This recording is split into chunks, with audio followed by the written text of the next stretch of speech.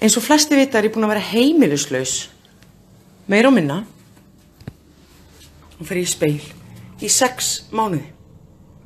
Börnin mín hafa oft ekki vitað hvar við sofum á nóttunni.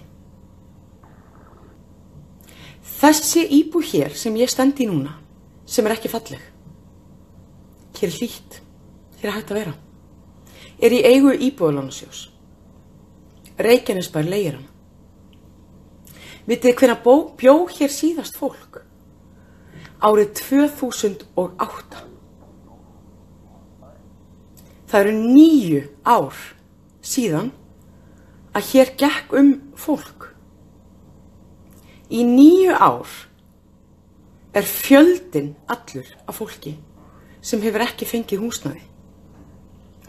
Í alla þessa mánuði erum við búin að ganga í gegnum allt sem við höfum verið að ganga í gegnum, á meðan þessi íbúð stóð tóm.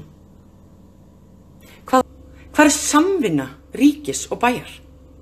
Hvar er skyldur ríkisins til þess að standa við bakið á bæjarfélögum? Börn hafa þurft að yfirgefa mæður sínar, feður sína.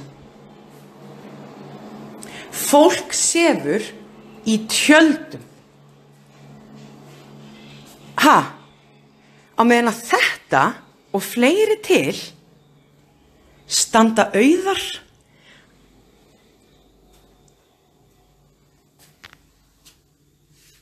í alvöru. Hvað hefði kostað til dæmis að lappa upp á þetta? 2 kalla í 2 daga, 100 áskall kannski mestalagi.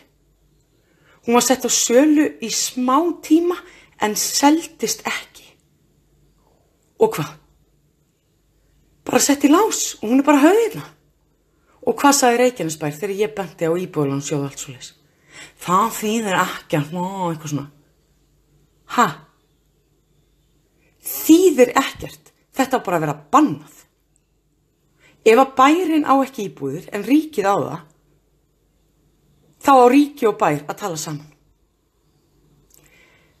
Hver er skaðinn? Hver er sparnaðurinn? Hvar er verið að spara á móti? Þetta er bara leti, spreð með peninga og það bætir enginn þennan tíma upp. Enginn.